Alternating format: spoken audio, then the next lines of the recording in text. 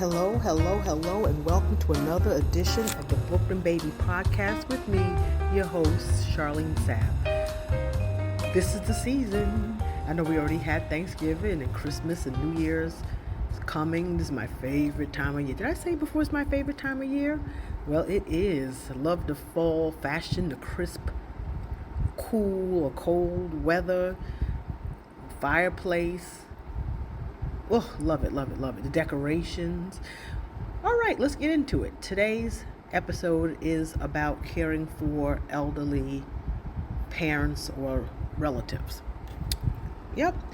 And it's something near and dear to my heart because it's something that I've been doing for the past 4 years.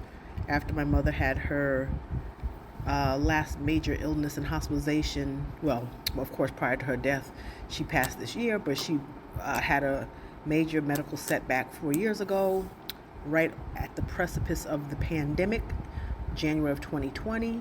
And, that prompted me to pretty much help my dad take care of her and help him out as well, even though his health is not an issue. But there were little odds and ends that that I jumped into giving them assistance. Things like, going shopping for them, picking up their medication.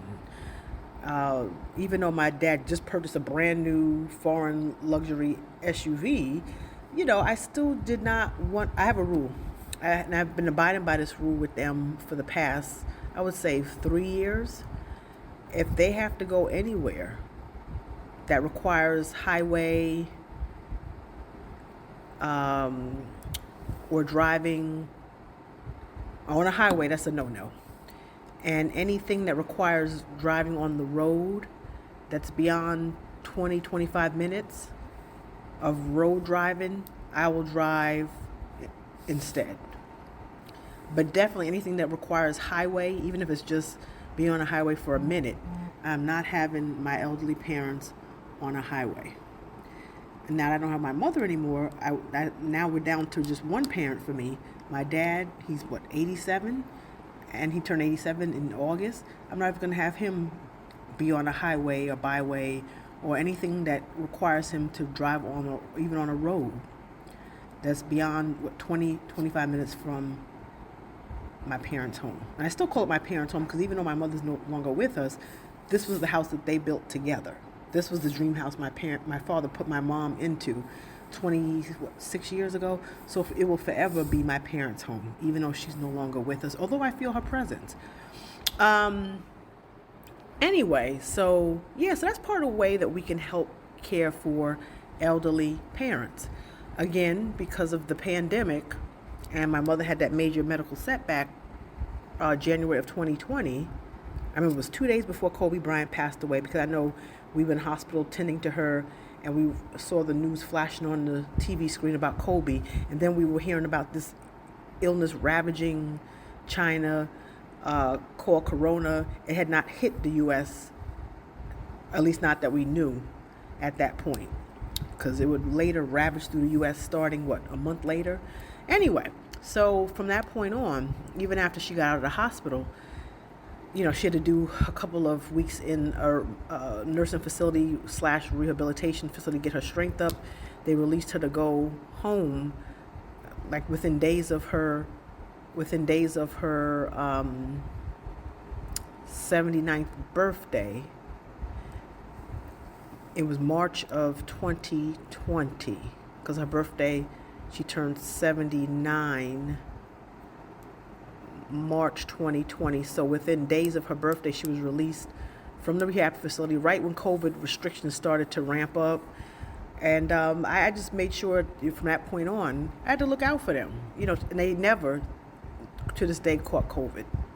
I had it twice. I had it, took a beach trip with my son and granddaughter, 2021, December.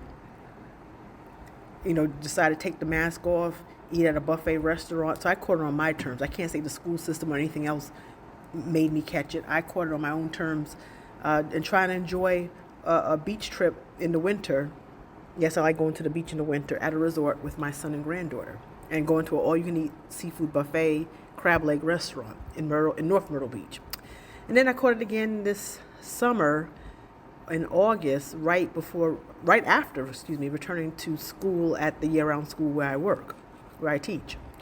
So my point is, by me at that point, like I said, I abandoned my residence in a town called Knightdale, which is like really 5 to 10 minutes away from the Raleigh border.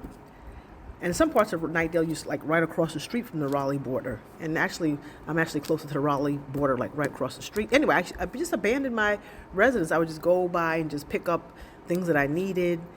But I was spending most of my time with my parents in their home. And the school where I worked at that time, Wake Forest Middle, was only 9 minutes away. And the school where I'm at now, Durant Road Middle, is only 5 minutes away from their home. So it was convenient. So I just said, okay, some things we could do to help for our elderly relatives, like I've been doing for the past 4 years, buy their groceries, keep them out of grocery stores, do any kind of shopping they need, do little odds and ends for them, pick up their medication, make sure you stay in communication with them to keep them abreast with their appointments. If you can, if you or a delegate or representative or someone can, if you can't do it, make sure someone can make sure they have transportation to their appointments. I just feel like at a certain age, I know my father's still spry. Most people look at him, they don't even think he's 87. He looks like he's 20 years younger than his age. He looks easily 65. You would not even think he's pushing 90. Good genes and well-dressed man. Anyway, and my mother too, even with all her health illnesses and things she had going on for decades, off and on, she still looked much younger than her age. And plus, they didn't start getting gray hair till later in life, and even when they started getting gray, it wasn't that abundant. So they didn't start really graying till they were in their 60s, and well into their 60s. Anyway, so ways we can care for them. Yes, if you can't provide transportation, just try to make sure that they have a safe means of getting transportation. If you can't do their grocery shopping, make sure there is a safe means for them to get their groceries and their medication. Because nowadays you can pretty much have so many different delivery services to provide meals or drop off meals or do grocery shopping or take relatives to appointments. In case, because there are people who don't have a situation like me where I live in the same state in pretty much the same area as my parents. So people don't have that. So if you don't, there are ways to get around that.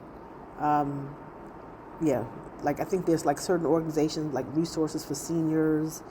And if your family member was a veteran, like my dad he was drafted, served 2 years in the Army. So there's certain benefits that come with that as a backup. Just explore options. If you have a relative who has certain Medicare, Medicaid, there's certain options and programs available for people who receive those kind of things, from what I'm hearing. But my point is, I know at this point, like I said, for the past 3 years specifically, if they had any or have any appointment that's within a certain distance or requires highway driving, no. I don't care how spry or how good or how sharp you think your relative is. I got to keep in mind, even though my dad looks about 65, he's 87, and I got to be cognizant of the fact that his senses might not be as sharp. His reaction time might not be as so sharp. He might notice certain things. So I said, you know what? I said to my son Mike, I said, at this age, they shouldn't be going in a vehicle with my dad. Because I told you earlier in the podcast, my mom chose not to drive. She chose a lot of things. She chose not to be a housewife. She chose to have her own career, make her own money. Even though she didn't have to pay a bill, she didn't have to pay for anything. Her money was her money to buy me and my sister and I clothes. So she would use her check to buy her clothes, buy me clothes, the latest fashions. That's how I got a co-best dress in my high school. It was a split between me and two other girls. And And I said, so I pride myself saying, yeah, I was voted best dressed, which I really was voted best dressed in high school. But it was split between me and two other girls, which I'm so proud of that acknowledgement. But anyway, so her money was her money. She never had to pay a bill, chose not to drive. So my point is, he was the person to do the driving. And like I always said, they remind me of Canadian geese. You didn't see one without the other. And she liked being driven around. He used to drive her to work, pick her up from work in New York City, in Brooklyn. And but that's the lifestyle he accustomed her to live. And that's probably why I'm single, because I'm not going to go for nothing less than that. And I guess I'm spoiled too. But that's another topic. I think I already talked about that in a previous podcast. But anyway, keep lines of communication with your loved one. Medical things can happen, and they might need your assistance, and they might be at a situation where they can't reach for help. I'm going to tell you, after my mother passed this year, there were 2 instances. I'm just so grateful I was at my dad's house, my parents' home, because my dad was diagnosed with diabetes about 5 years ago, and he's never been overweight, always watches what he eats. But I guess it's one of those things, when you get a certain age, the body breaks down and things happen like an old car. So anyway, he was diagnosed with diabetes, and his only sign was he and my mom were going out to buy some pickup Jamaican food, take out Jamaican food. And they called me to tell me that my dad lost his balance and toppled over on top of the hood of his car. Luckily, there were 2 women nearby who helped him get back on his feet. Luckily, he didn't fall to the ground. He just toppled and lost his balance on the hood of his car. And 2 women came to assist him because they saw what was happening, and they were able to get him into his vehicle. He came to, and my mother picked up their order, and he was able to still drive home, luckily, by the grace of God. And he got checked out. I think he said he went home and ate his Jamaican dinner, and I think he said then he went to the hospital later that night, the emergency room, to get checked out. That's what he told me. He called to tell me about what happened, and that's when he was diagnosed with diabetes. So my point is, cut to this year, 2024, about a few weeks after my mom passed, and again a few months after she passed, I happened to be at their home, and he was bugging out, his arms were flailing in the morning. One time he lost his balance getting out of the bed, and blah blah blah. And again happened a few months later over the summer. And come to find out, when his blood sugar is low and he needs to take his insulin, he takes insulin injections,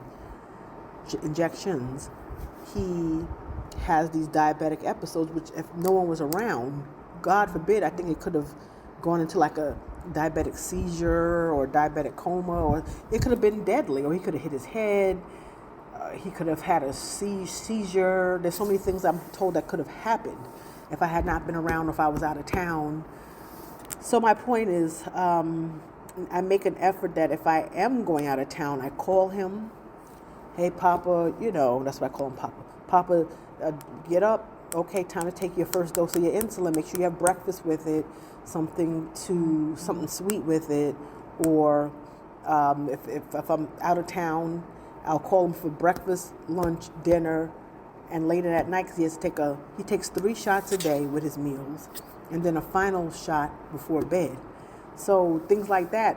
And if he didn't have those diabetic episodes, as I call it, or as it's called, then I would not have known what to look for, or to be more mindful of when I'm not around him, to make sure I check on him so that I could put some push into him, some fire under his feet, to make sure those things are taken care of. I'm just so grateful to God and that I was around when those 2 instances happened.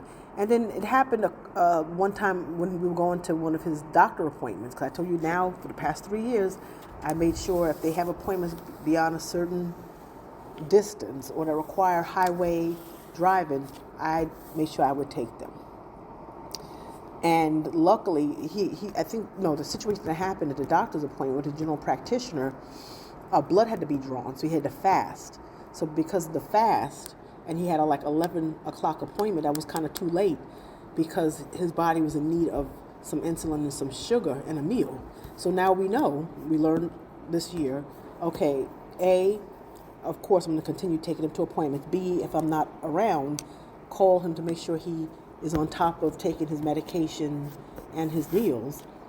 And C, any appointment that he has that requires like any kind of fast, make sure we get those appointments early in the morning. That way he's not going without food or medication too long, in which he'll have these diabetic episodes in which his arms are flailing, he's loopy and could pass out. And so we learn. So yes, make sure your relatives help them to be on top of their appointments. If you can, if they have issues scheduling them, schedule it for them. I know I take off from work if I have an appointment that does not coincide with my days off, because my school's a track out school, so every 45 school days I'm off for at least 3 weeks. Winter break, we're off for 5 because they tack on the winter break.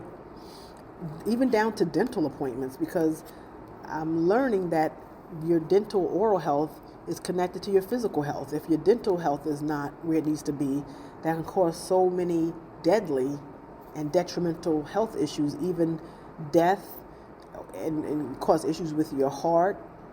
If you have like a bad cavity or bad tooth, that bad cavity or bad tooth can cause different toxins to travel and affect your brain. So it could be deadly to have rotten teeth in your mouth, which I didn't realize that until I became older. So just make sure they're on top of things and stay on top of things with their appointments. Make sure they're even down to like making sure their life insurance, God forbid if you have to pay for their funeral when they do pass, make sure things like that are in order. They're keeping up with their policies, their payments, their bills in general, which my dad, he's like great with keeping up with finances. So, since he was the financer of my parents' lifestyle, like I said, her money was her money. Even when she was retired, her retirement was her money, because he's old school. He felt the man should be the breadwinner. The woman, like I said, he gave her the option to stay home and be a housewife, but she chose not to be a housewife. She wanted to be ambitious and make her own money and have a career, So that's the path she took, and that worked for them. So her worrying about bills, she didn't have to worry about that any point when she got with my father 60 years ago.